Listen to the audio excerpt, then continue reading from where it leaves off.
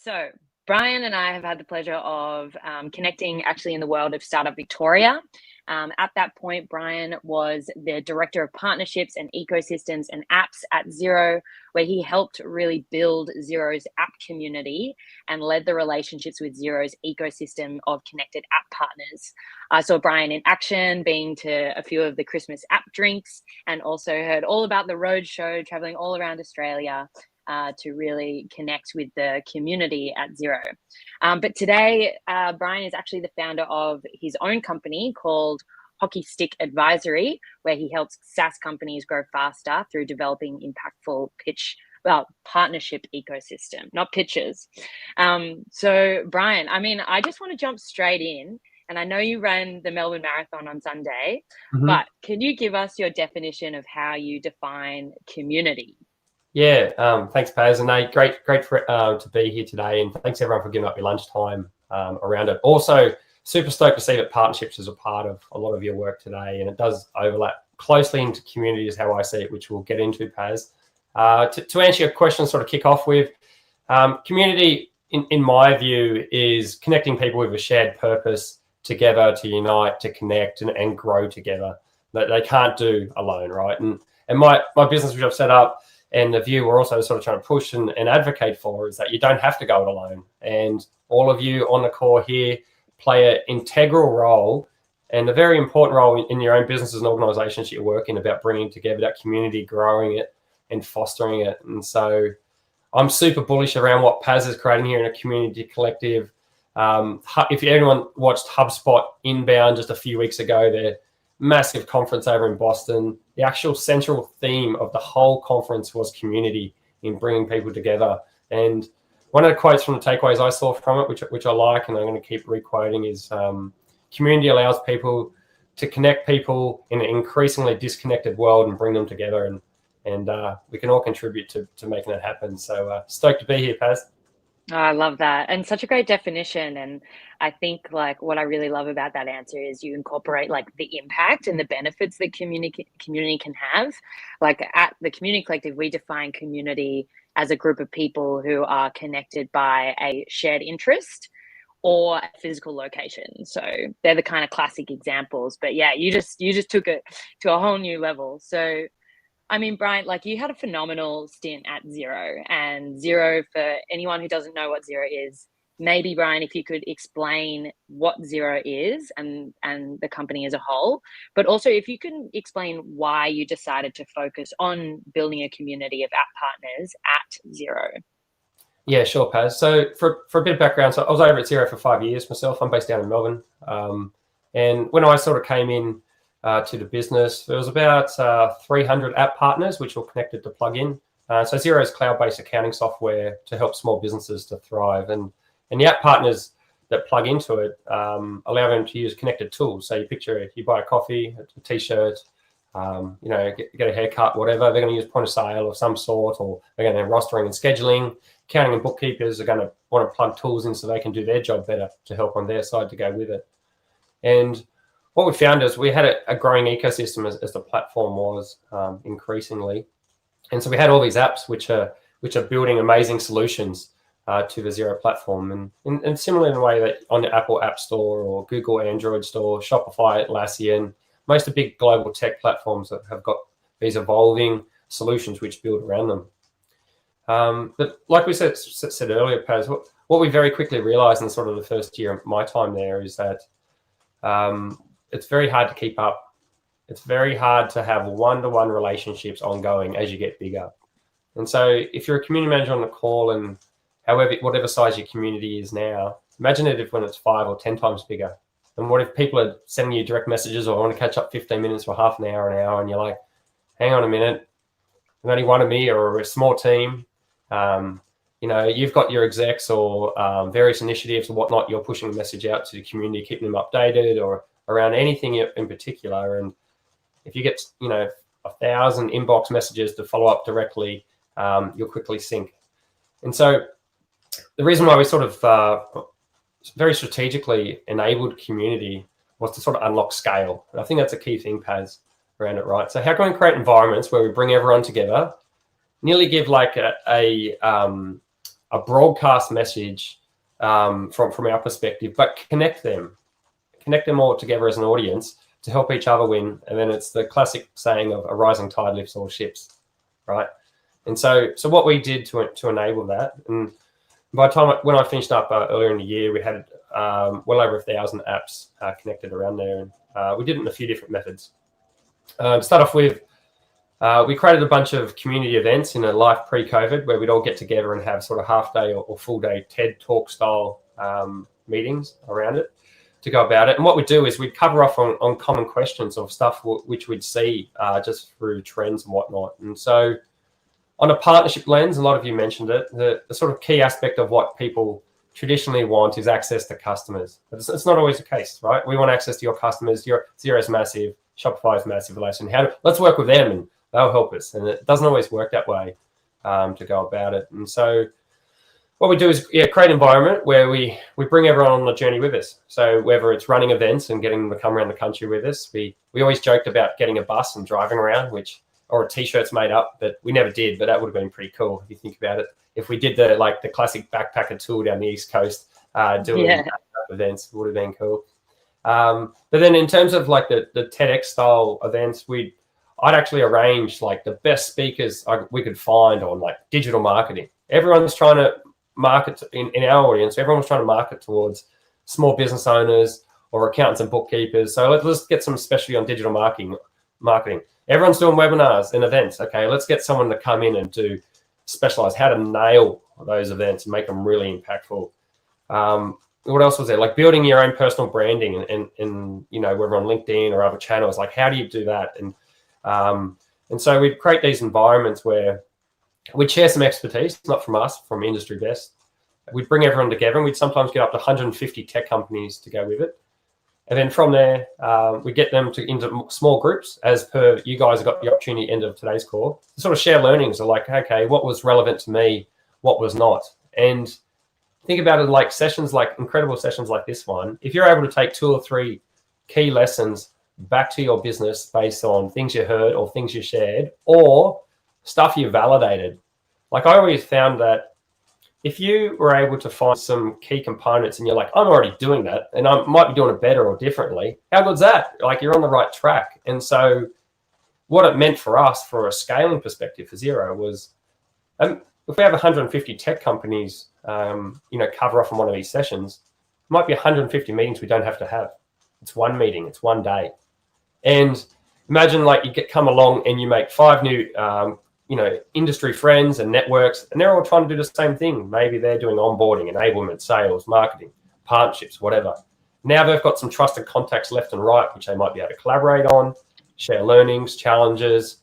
And so the outcome, all driven from community, is able to really enable everyone together. And some of the takeaways, and this could be a follow-up question, Paz, was like, hey, Xero's helping me grow my career. Like, how cool is that? Like, think about you guys if you're able to grow the careers of the community through the advocacy of the products or services that you provide in market. Now, if someone becomes an advocate at that level, how are they going to talk to you about your product services, what you offer yourself personally, those connections into the community again? And so you get this viral flywheel effect where you're able to sort of continue your cause in an extended manner, which you definitely can't do in an EDM, a marketing post or a flashy looking meme. So how's that, Paz? Yeah, it's so true. It's spot on. And what I love about this case study, like of your role and your time at Xero and Xero as a business, is that Xero is a huge technology company. It's an accounting software for founders and business owners and operators as the like. And really, it's thinking about community in a non-traditional fashion. And it's actually taking an approach of like, how do you connect people around Xero in relation to Xero to help grow, keep people engaged. Like I had attended some of the Xero events and like I signed up for Xero. Now I'm a Xero customer. Like I reconciled all our bank accounts yesterday and like, because it's built trust.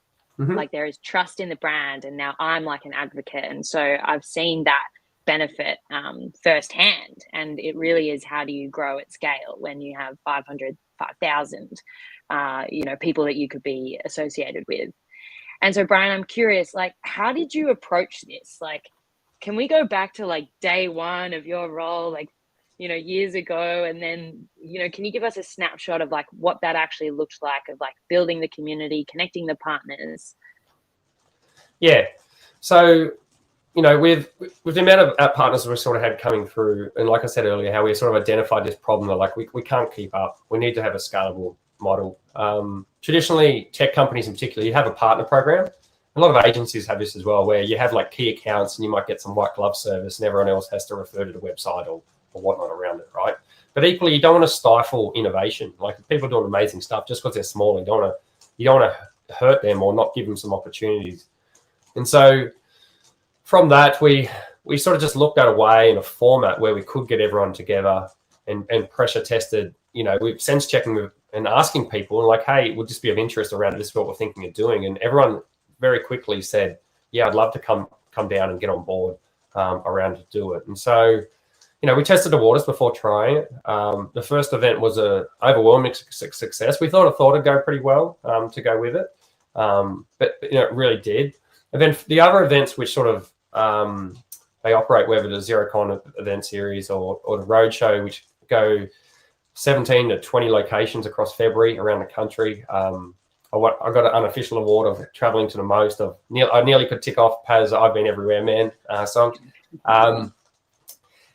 We sort of just realized that even at those events with capital cities, we'd see like 50 or 100 app partners all get together of like, it's just exactly like this group where they all trust each other, they're chatting back and forth, they've traveled together, they've worked together, they're all working towards a similar cause around it. And so there's this camaraderie that sort of comes together around it. And so once we sort of saw the early green shoots of it, I suppose, Paz, we decided to sort of like double down on it and like, how do we make this a strategic asset?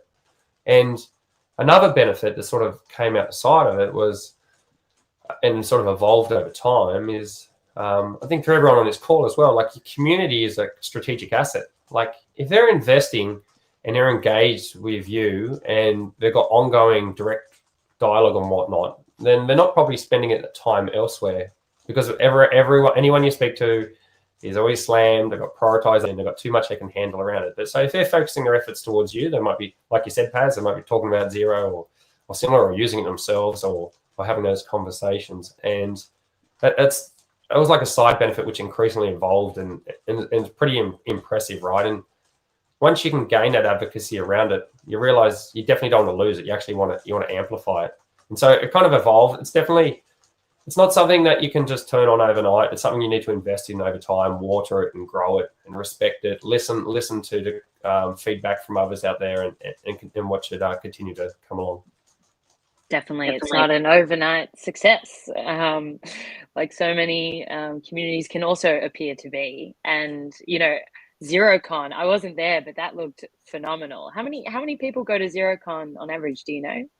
Yeah, a couple of thousand. I think this year might have been 3,000 or 4,000 for what it is. Yeah, pretty crazy numbers of advocates to go around it, and definitely in the US tech scene as well. Our conferences are pretty commonplace, and some of the big conferences have 20,000 plus around it, right? So how do you connect all those people to that shared purpose or shared interest, like you said, Paz, and keep them engaged is really interesting.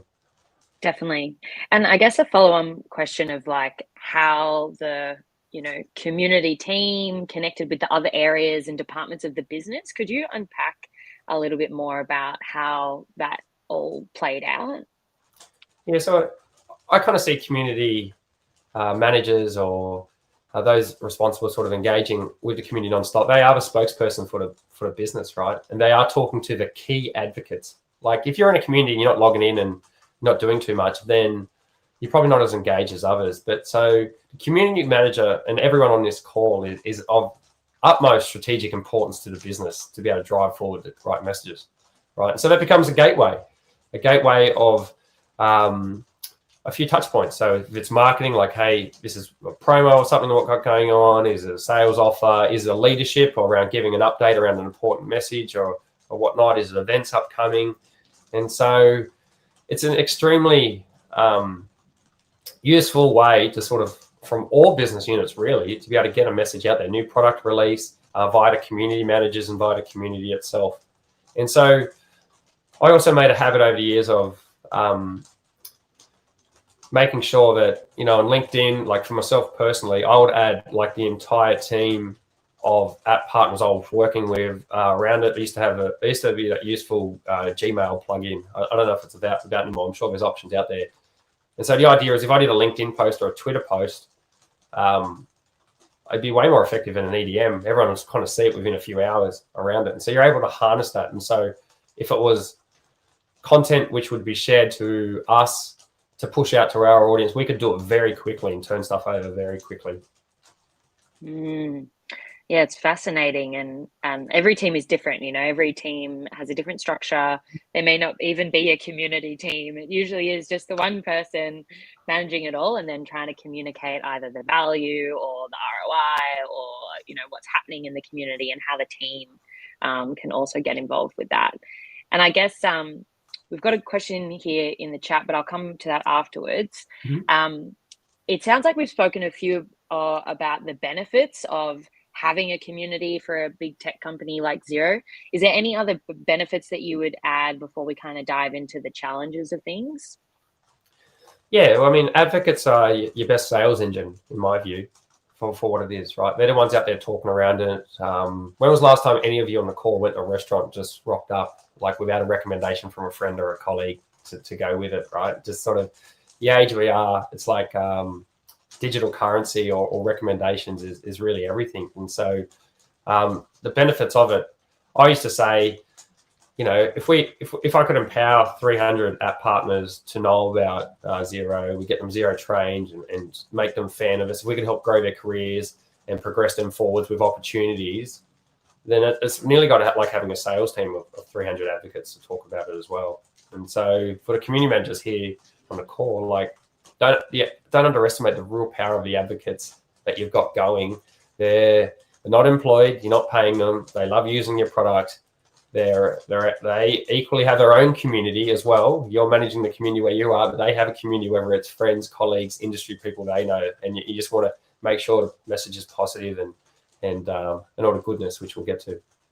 100%. And even on the topic of advocates, like a lot of these kind of roles or so people are usually the ones who are really passionate about what you're doing. So Mon, of your question of how did you identify advocates, it's really looking for the people who they're the first to sign up, they're the first to comment on posts, they're asking questions, they've been to every event, and really they're the highly engaged.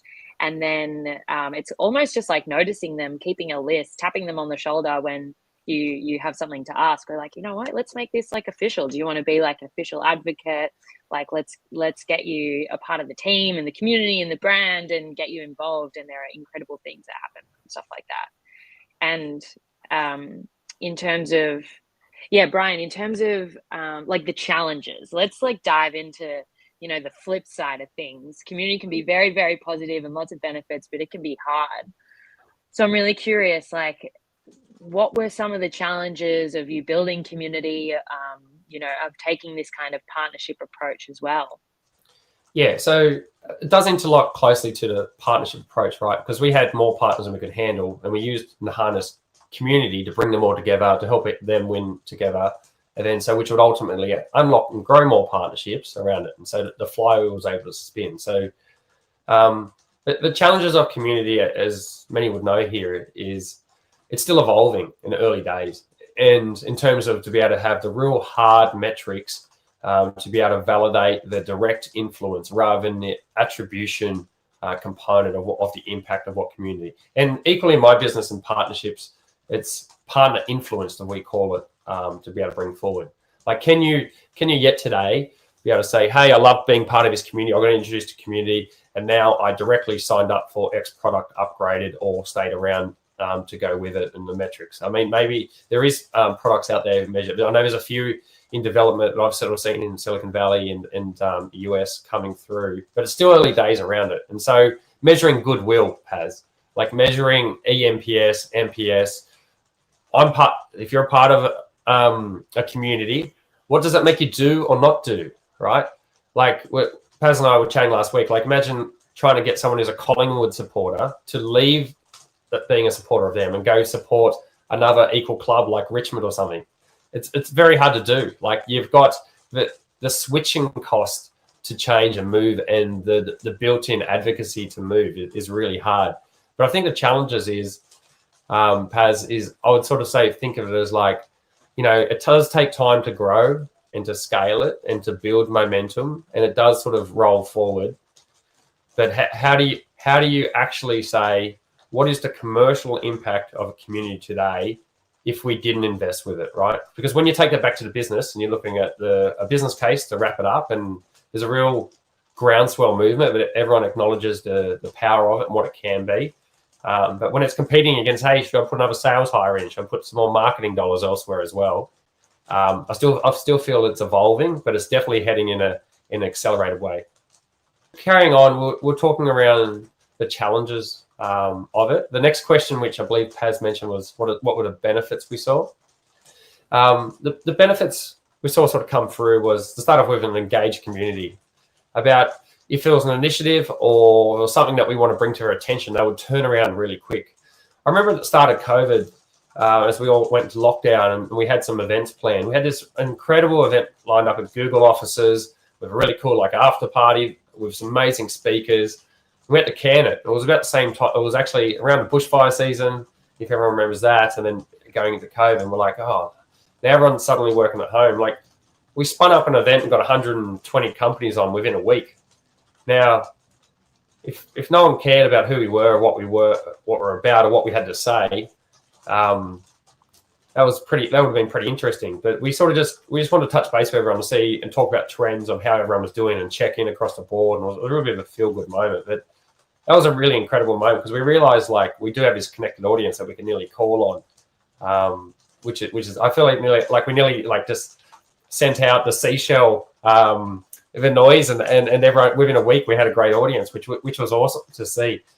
The benefit from our end, the engagement across the board, we'd measure it through EMPS at these sorts of events. Capabilities to sort of come up and sponsor, exhibit at our events, support our messaging and push components out. We'd also measure the amount of requests that we got to go with it. And then you can start to look at the coincide, all right, or how does that lead to and connect into directly or indirectly into partnership growth to go with it alongside the business. And so, the community component plays a piece alongside the partnership and the broader business objectives to sort of accelerate the growth ambitions forwards and into a sustainable way from our perspective. Awesome. Well, we've got about a couple minutes left before we jump into some audience Q&A. So if anyone on the call has a specific question, please post it in the chat or go into the queue and press the number 2, and you can we can pass the mic to you for a question. So let's chat about engagement, Bryan. So, a lot of people here are managing communities, and everyone's dream is to have a really engaged community. How do you go about, ensuring that you're building an engaged community? I know we've spoken about that whole, how do you move someone from lurking to liking to engage? So I'd love to hear your opinion. Yeah, sure. I think the challenge is building a community, speaking at an event or online event, is that you're talking one to many. But what you're trying to do beyond broadcast your message is how is what you're saying relevant to everyone? If someone's a new community member today and someone's been there from the day one, what messages you put out in engagement is going to vary for people, and how do you keep that up? And so that's always been very top of mind. It's a hard challenge. And so in an online event situation, we'd always push and go to break out into small groups. You don't want people just to consume information oh, yeah, that's a great idea, I'll take that back. But also to be able to offer their perspective around what works if they do or don't do, they've heard or seen, and then be able to sense check that with the audience in a smaller environment, which is a psychologically safe environment where there's trust, like we spoke about, they feel they can open up and start to challenge or highlight some of the things that they're doing to go about it. And that's where the real magic and the sweet sauce is, I suppose, Paz. What's in it for every individual who's a part of the community, whether they are a lurker, a liker, an active engager, one of those people who comment too much. Everyone knows those people. How do you make it relevant for all of them? And so you just need to think through various ways where you can bring people from off the fence or in the background to engaging in whatever capacity they feel comfortable for to go with it. And so it's definitely something that should be top of mind ongoing. 100%. And, I really hear that answer. It's about like messaging and also understanding the value that people are looking to derive at each different stage. Someone who joined a year ago might be at a very different point in their journey to someone who joined yesterday. Yeah. So, yeah, how can you try new things, iterate, reach out to people, ask for feedback, ask questions? Really, it's about providing something that is relevant for people and then getting buy-in and engagement. So, Yeah. that's awesome, Bryan. And I'm going to sneak one last question in about the trends.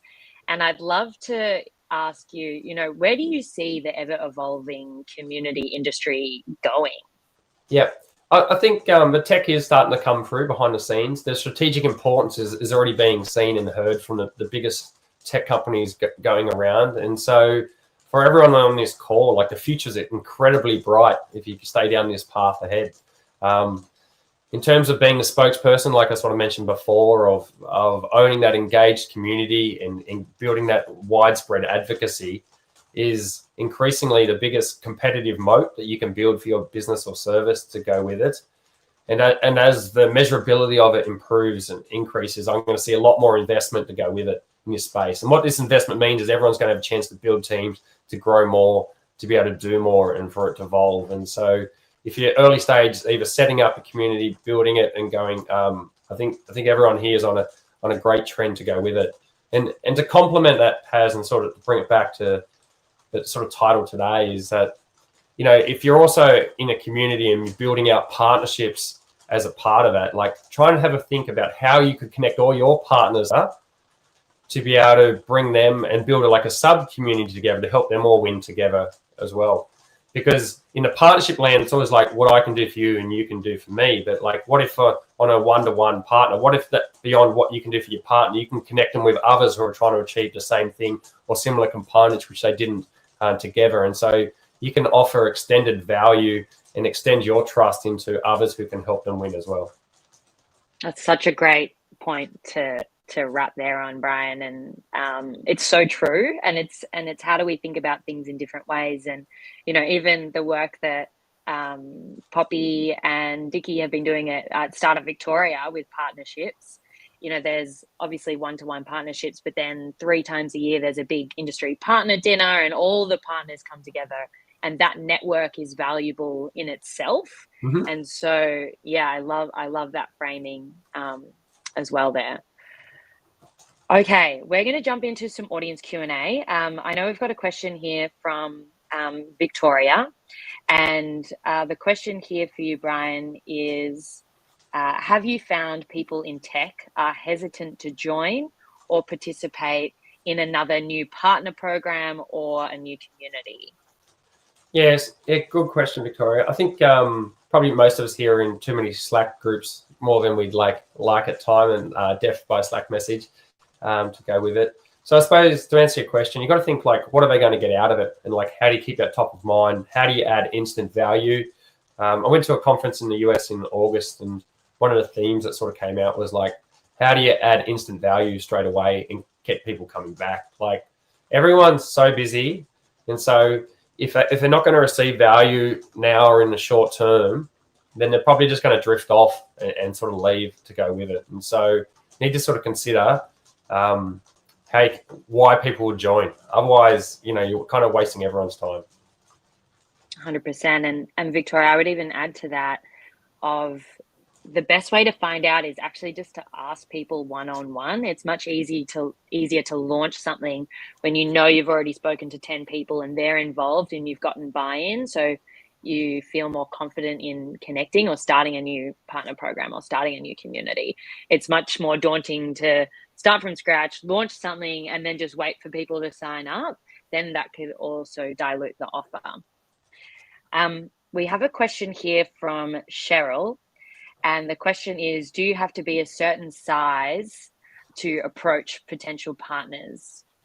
No, definitely not. I mean, all partnerships start from one. You need to light a match, right? And same way you build a community to go with it. And so when you're sort of thinking on a partnership approach, like think about what you can offer them. It's not, trying to avoid at all costs, like, hey, I want to reach out because I want to get customers or whatever. Like, how can you offer something to them to start off with? If I have a partner program, look into it. What does it look like?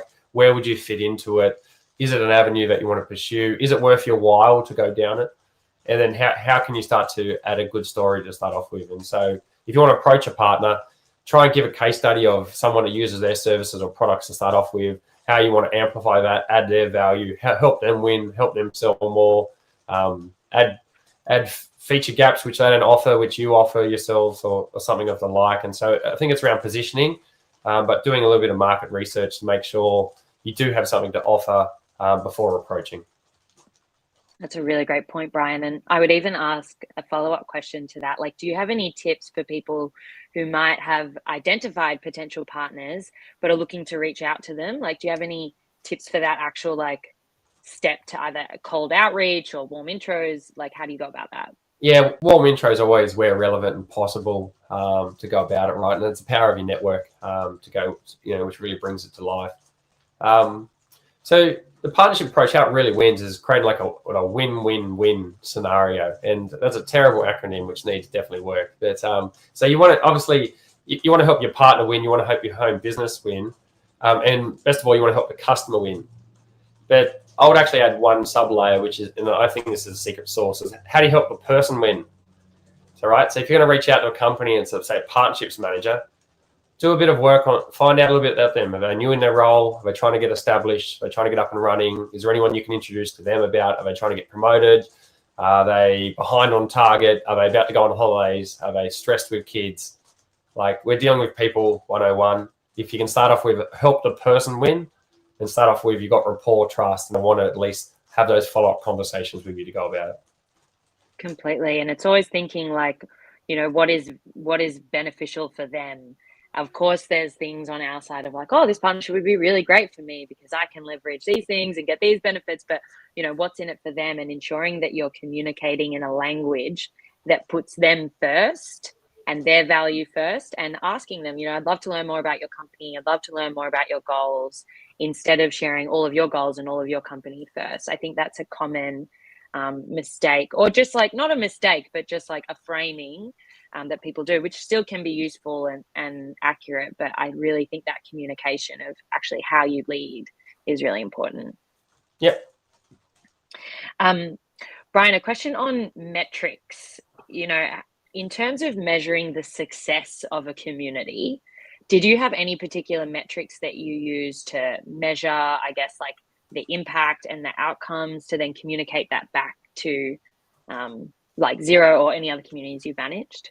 Yeah, so you're looking for one Halo slide or one doc that you can talk to. In reality, in current state of where communities is, it's a mashed component to go with it, right? So how many registrations, how many attendees? I like the metric. I'm working on some stuff with a company at the moment where we want to drive community growth in line with net new customer growth, right? So there's a parallel to go with it. So if customers growing this big, how does the community on top should be growing at the same rate? And how does that change as a benchmark over time? I think that's a really cool way to sort of look at it. So for any event style component, online or in person, you want to look at registrations versus attendees, right? How does that benchmark around it or not? And then another one is engagement. How often people are engaging to go about it. And then through sessions like this one or others, I really like a survey at the end, on the spot, whilst everyone's in it, around it, rather than I'm going to send you an EDM tomorrow with the other 500 in your inbox, and please fill out this form. It only takes a few minutes, please, component to go around it. You're just kind of diluting the capabilities. You've got people on the call. So measure eNPS where you can with an instant survey. The common questions. Would you come again? Would you bring other colleagues? Did you find this of value? Give it a rating out of 10, benchmark it to other ones. And you're able to pull out those sort of halo stats that you're able to throw into your one pager to review. And as you want to do more ahead in business case for others, you've got a really solid understanding of the impact and the value that you're actually bringing forwards. Yeah, metrics are so important to be able to communicate the value of what you're doing and building. I think a new metric I heard, not a new one, but a more recent one I heard, is the disappointment scale. And it's asking, how disappointed would you be if this community didn't exist anymore? On a scale of 0 to 5, like very disappointed, not that disappointed. And I've seen a few people starting to use this metric because it's actually tracking the feeling of what it would be like if this just vanished. And if people are super disappointed, then that's great. And everyone's like, nah. Oh, and you're like, oh, okay, like we've got some work to do here. So I think that's a good one. Yeah. We've got a couple minutes left. We've got a question here from Rob. It is, I'm going into a space where there's community exhaustion. Should I approach things differently in this situation? Yeah. Great question. I think Pasmo sort of touched on before. Like, it's probably worth pressure testing with a few early advocates or someone around it. Like, how would you like to be engaged if we brought everyone together? Yeah, I appreciate you've got a lot on. What sort of format would like to go about it, and sort of try and get a bit of a feeling from people. It's like in being involved with way too many Slack channels in particular. It's just really noisy and it's hard to keep up to go about it. And so I like the saying of you should meet your community wherever they are. And also, I suppose back to Paz's point earlier, like, what do they want to get out of it? And if they're already involved, extensively, like, how can maybe you get your messaging in other communities rather than potentially build your own or incorporate around it? And so I don't know if there's a right answer on that one, but I think it's just be a bit more due diligence before you look to sort of really amplify it. Completely. And like, on Kate's follow-up question here, like, what is community exhaustion?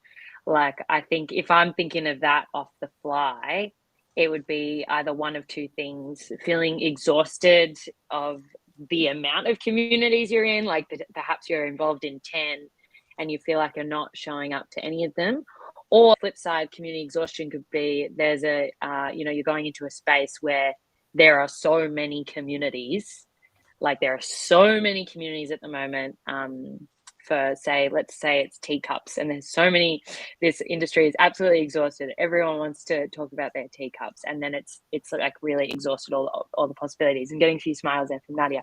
I wonder if that was the community you're talking about, Rob. No, I think, would you add anything on that, Bryan, about like community exhaustion itself? Yeah, it goes with sort of cognitive overload, which we're all sort of facing to too many emails, too many Slack messages, too many phone calls or inbounds or competing projects to go with it, right? So it's kind of like less is more. So it goes back to that point is like, if you're able to capture people's attention, keep them engaged within your community, that they're not spending time on all those other noisy ones, I suppose, Paz, to go with it. And so it's something you just need to be conscious of ongoing. Yeah, definitely. Well, Bryan, the last final question I have for you is, if people wanted to reach out to you or learn more about what you're doing, like, where is the best place for us to connect with you?